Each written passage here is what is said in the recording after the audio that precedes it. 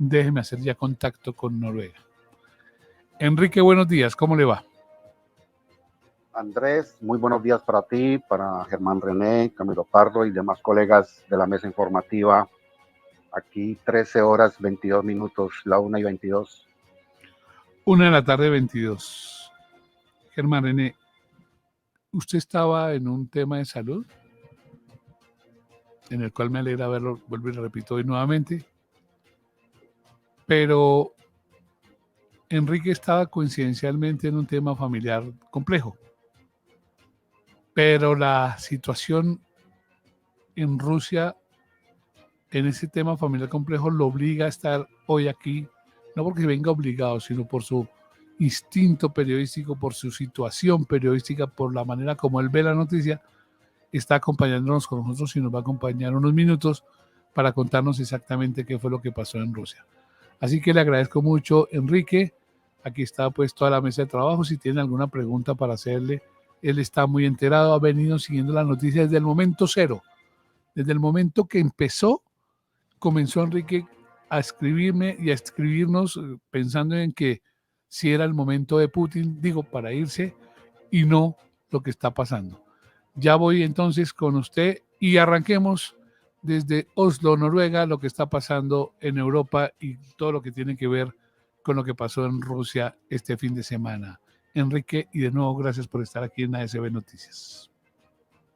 Gracias, Andrés. Bueno, sí, tú sabes que la noticia no da espera y muchas veces uno tiene como periodista ese deber cuando son cosas que realmente ponen en situaciones de extrema eh, en los países o en ciertos países o en ciertas regiones. El día de hoy la situación se ha normalizado, entre comillas, pero por debajo de mesa podría decirse que todavía hay una tensión y lo que pasó el fin de semana se vio en toda Europa, por no decir en el mundo, el conflicto que tiene el jefe Wagner Prigozhin con los líderes militares rusos y que se convirtió en una rebelión abierta. Es evidente que Putin pierde el liderazgo militar ruso y no tiene el control, y esto lleva el mayor desafío para el Estado ruso de los últimos tiempos, y esto lo asegura la inteligencia británica.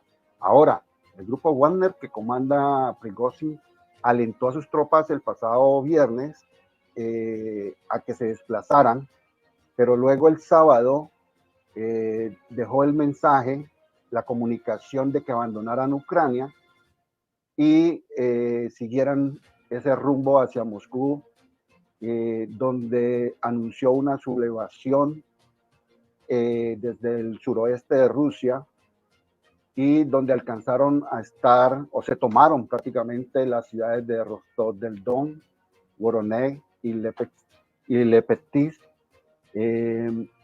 Por otro lado, hay que recordar que Prigozhin es un antiguo aliado de Putin y fundador del ejército Wagner, donde había llegado hasta 200 kilómetros de la capital sin disparar un solo proyectil y sin causar desmanes de sangre, por decirlo así.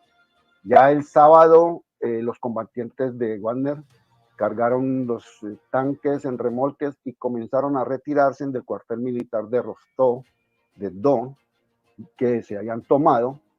Y el problema estaba centrado, era la facilidad con que estaba tan cerca de Moscú, y hay que recordar que Rusia tiene uno de los armamentos más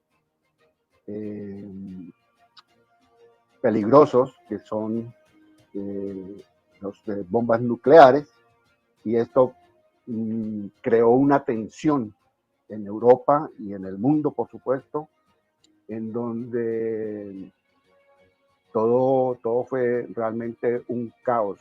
Por otro lado, ya el día sábado, fin de semana, desde la oficina de Alexander Lukashenko dijo que las decisiones de detener el movimiento de los combatientes de Wagner fue negociada por el presidente belorruso con la aprobación de Putin a cambio de garantías para su seguridad. Ahora, el portavoz del Kremlin, Dmitry Peskov, declaró que el propio Prigozhin se trasladará a Bielorrusia, que se supone debe estar en estos momentos en Bielorrusia, de acuerdo a en virtud del acuerdo, pero Peskov dijo que Lukashenko se había ofrecido a mediar porque conocía personalmente al líder mercenario desde hacía 20 años. Ahora, anteriormente Prigozhin dijo que lo que denominó una marcha por la justicia pretendía discutir a los mandos rusos corruptos e incompetentes a los que culpa de errores en la guerra de Ucrania. Sigue, Germán. Enrique, en la introducción que hace usted a su participación, me llama la atención lo siguiente. Por lo que hemos visto, el presidente Putin estuvo a punto de perder mucho más que su liderazgo militar. ¿Por qué? ¿Por qué es tan estratégico este personaje? Bueno, mira, hay que recordar también que Prigozhin fue o ha sido aliado con Putin muchos años atrás, pero su rebeldía lo hizo crear este grupo Wagner. Ahora, Putin con esto que recibió de parte de esta marcha por la justicia, entre comillas, como lo llama el grupo Wagner, ha quedado debilitado tanto militar como políticamente y moralmente, podríamos decir. O sea, ya Putin está en estos momentos, a pesar del discurso que dio el día sábado, no es muy convincente, de manera que el error grave sucedió en 2 semanas atrás, en donde fueron atacados por la misma fuerza rusa en campamentos dentro del territorio de Ucrania, y esto hizo irritar, hizo poner de mal genio al líder de Wagner, y tomó esa decisión de irse en contra de Putin porque eran aliados, y resulta que les mató se dice que cerca de 200 combatientes. Esa es una especulación que hay, no hay cifras exactas, y esa rebeldía hizo retrocederse, salirse de Ucrania y bueno, empezar como a decir, pasarle factura. María José. Bueno, a esta hora se espera, se dice que Prigozhin está ya en Bielorrusia, pero aún no hay aún no se sabe con certeza si él está allá porque no se ha pronunciado. Dijo a CNN que se estará pronunciando las próximas horas sobre lo que sucedió, pero aún no se saben las medidas que se han tomado entre el acuerdo al que podría llegar con el gobierno de Bielorrusia. Hay un archivo de una causa penal contra el jefe de los mercenarios y la integración de los combatientes de Wagner en las estructuras militares formales mediante la firma de contratos con el Ministerio de la Defensa rusa. Todo esto poniendo fin a la insurrección que había hecho el grupo Wagner. Ahí la pregunta es para Enrique.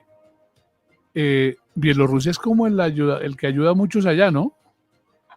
Sí, por supuesto, Andrés. Bielorrusia, pues es en la época de la Unión Soviética fue parte de Rusia. O sea, a pesar de que esté separada, sigue siendo muy aliado, un potente aliado de Putin para lo que se está llevando a cabo acá en Ucrania. Pero déjame decirte lo siguiente, acaba de salir una noticia de interés. El Servicio de Seguridad del FSB sigue investigando al líder de Wagner, Prigozhin, por incitar a la rebelión armada según medios rusos. Entre los que escriben esto se encuentran los periódicos económicos Kommersant y la agencia estatal de noticias RIA de Rusia. Y casi al mismo tiempo que comenzó el levantamiento de Wagner el viernes, el FSB inició una investigación criminal. Aproximadamente en el día de hoy, Prigozhin acordó que los mercenarios del grupo Wagner deberían regresar a sus bases a cambio de que todos reciban amnistía por sus acciones. Esto es lo que se dice de momento aquí en las agencias de noticias, pero Putin continúa en que ha cambiado su versión y va a llamar a la justicia a este militar de alto grado, de alto rango, perdón. Tranquilo, Enrique, 6 de la mañana, 32 minutos, 1 de la tarde, 32 minutos en Europa. Diego Suárez. Enrique, ¿qué medidas ha decretado el alcalde de Moscú, Sergei Yovanin, para minimizar los riesgos en la ciudad? No, de momento lo que se conoce a través de las agencias, porque hay que mencionar o hay que tener en cuenta algo bastante importante, y es que, déjame recordarte,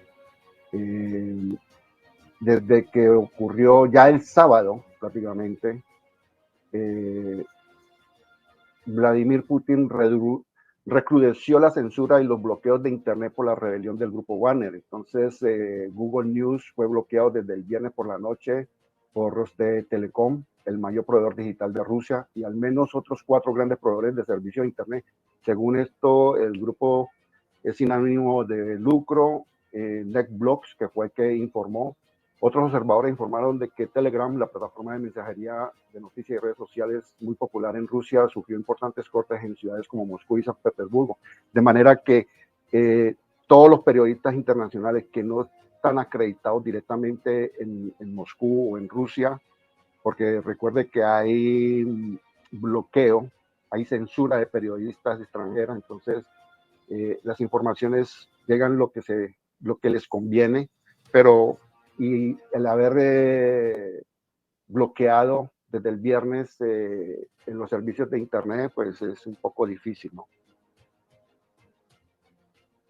De la tarde, 6 de la tarde, 6 de la mañana, es que así uno se la pasa como en la tarde. Diego Ruiz. Enrique, ¿usted cree que el poder de Vladimir Putin está hoy en riesgo tras la rebelión del grupo Wagner? Sí, por supuesto. Justamente hoy, no. Más bien esto ha sido ayer. El ministro de Noruega, Jonas Gahr Støre, ha llamado a todos sus ministros a reunión y para analizar la situación de lo que ha sucedido el fin de semana en Rusia. Incluso también se reunieron los del G7 para mirar muy de cerca esta situación junto con el secretario de Relaciones Exteriores, Antony Blinken. Entre cosas, dice que podrían pasar semanas o meses antes de que termine la agitación causada por la rebelión de Wagner, y esto lo informa la ABC News. Dice que no creo que hayamos visto el final del caos ruso, pero también afirma que el presidente Joe Biden no ha intentado comunicarse con Putin después de que el grupo de Wagner se retirara el sábado por la noche. Es demasiado pronto para decir qué espera el futuro para los soldados de Wagner. No ha habido ningún cambio de actitud hacia armas nucleares, y esto lo señalan desde Estados Unidos. Enrique, yo le quería preguntar, ¿qué consecuencias podría llegar a tener algún país que tenga apoyo hacia Rusia debido a esta situación? Bueno, lo que se conoce aquí es que automáticamente cuando se hizo ese desplazamiento del grupo Wagner hacia Moscú, Bielorrusia, Turquía, que son unos aliados más cerca, se pronunciaron inmediatamente, pero no como un apoyo militar, sino un apoyo de diálogo, que al final Lukashenko fue el más afortunado, por decirlo entre comillas, y aceptó a que el líder del grupo se desplazara a Bielorrusia. Como decías anteriormente, o decían anteriormente en el estudio, no se sabe con seguridad si el líder del grupo Wagner esté en Bielorrusia o esté en algún otro sitio. Tampoco se especula aquí en Europa sobre si esto fue una estrategia para descontrolar todo un sistema operativo por parte de Ucrania, porque recuerden que Rusia tiene tomado la parte suroeste de Ucrania, y de pronto pueden ser jugadas milimétricas, pero todo lo que se está registrando en los medios aquí en Europa es todo especulaciones. Y se pronunció por esa parte el presidente ucraniano Volodymyr Zelensky, afirmando que la vuelta de Wagner que provocó una oleada de llamadas de alto nivel entre líderes occidentales, puso en manifiesto la agitación en Rusia. Y abro comillas, hoy en el mundo puede ver que los amos de Rusia no controlan nada, y eso significa nada, simplemente un caos total, ausencia de toda la previsibilidad. Esto lo dijo Zelensky en su discurso nocturno del día domingo. Sí, Enrique. Dime. En el mediano, corto o por qué no largo plazo este hombre se puede convertir en un aliado de Estados Unidos o de los enemigos de Putin. No creería esa hipótesis. No lo creería. Lo que yo llevo investigando y llevando registro desde la invasión de Rusia a Ucrania. Déjame, yo te voy a responder como quién es Prigozhin. Es un líder mercenario de Wagner. Desde su fundación hasta el día de hoy, los mercenarios de Wagner son conocidos por sus despiadadas violaciones a los derechos humanos en zonas de conflicto en todo el mundo. Entonces, en su brutal defensa del régimen de al-Sadr en Siria, los mercenarios del grupo Wagner cementaron su reputación como los oscuros ejecutores de Putin, llevando a cabo misiones que el ejército ruso no llevaría a cabo abiertamente y no podría hacerse en absoluto. De manera que no creo que hay que esperar qué sucede durante este resto de semana que inicia y tal vez un mes para la reacción que vaya o el rumbo que vaya a tomar la invasión de Rusia hacia Ucrania. 6 de la mañana, 39 minutos. Enrique, yo le quiero agradecer. Aquí yo completo un informe de lo que está pasando en Rusia. Pero para complementar ese informe y dejarlo tranquilo en las horas de la tarde ya en Noruega, ¿complementamos el resto de noticias ahora mismo o nos encontramos un poco más tarde? Usted me dirá, Enrique. No, hagámoslo de una vez. Son muy pocas las... bueno, hay demasiadas noticias, por supuesto, pero hagámoslo ahora mismo. Por ejemplo, Jens Stoltenberg, que es... volviendo un poquito atrás a la noticia de lo que les he analizado, es que la OTAN también se puso en alerta. No hay indicios de que Rusia se esté preparando para usar armas nucleares. Los acontecimientos del fin de semana son un asunto interno, pero es una demostración más del mayor error estratégico que ha cometido Putin al anexar Crimea e invadir Ucrania, dice el secretario general de la OTAN, Jens Stoltenberg, esto según la Reuters. Y también señala que esta mañana, por ejemplo, Stoltenberg y el jefe de Asuntos Exteriores de la Unión Europea, Josep Borrell, se reunieron con la prensa antes de una reunión con los ministros de Asuntos Exteriores de la Unión Europea. Expresó su preocupación por la inestabilidad en Rusia con las armas nucleares en mente. Lo que sucedió el sábado con el grupo Wagner tomó el control de 2 ciudades rusas camino a Moscú. Sin embargo, dieron marcha atrás el sábado en la noche y se llegaron a acuerdos con las autoridades rusas. Esto es lo que en este momento están reportando las agencias y pues ya también el primer ministro se reunió con varios de los ministros el día de ayer para discutir la situación de Rusia. No ha sido relevante reforzar la seguridad fronteriza, ha sido un día muy imprescindible y dramático. Esto lo dijo el ministro de Noruega, Jonas Gahr Støre. La situación fue tensa durante todo el sábado, pero ya por la noche se supo que el jefe Wagner, Prigozhin, había llegado a un acuerdo y nuevamente el presidente de Turquía, Recep Tayyip Erdogan, ha ofrecido a su homólogo ruso, Vladimir Putin, hacer lo necesario para frenar el amotinamiento del grupo Wagner. De manera que eso sería de momento lo que se registra, aparte pues del pronunciamiento de Anniken Huitfeldt, la ministra de Asuntos Exteriores de Noruega, llamando pues a la tranquilidad. Y está claro que debido a que la guerra le está yendo tan mal a Rusia en Ucrania, habrá inestabilidad en nuestro país vecino, dijo Huitfeldt en una conferencia de prensa extraoficial el día sábado con la prensa. Y por lo tanto no nos sorprende lo que esté sucediendo. Hemos visto que esto podría suceder eventualmente, pero no esperábamos que sucediera en este momento, dijo Huitfeldt. Así que bueno, hay 120.000 noruegos que están registrados en Rusia y que piden no viajar y que los que están en Rusia salgan inmediatamente del país. Pues Enrique, 6 de la mañana, 42 minutos, 1 de la tarde, 42 minutos en Europa. Mil gracias por este contacto con lo que está pasando en Rusia. Una noticia del fin de semana impresionante, porque nadie pretendía o nadie creía que algún día tocaran al señor Putin. Un abrazo, Enrique, mil gracias. Nos estaremos contactando cualquier situación extraordinaria que suceda. Muy bien, Andrés, y cordial saludo para todos ustedes. Feliz inicio de semana.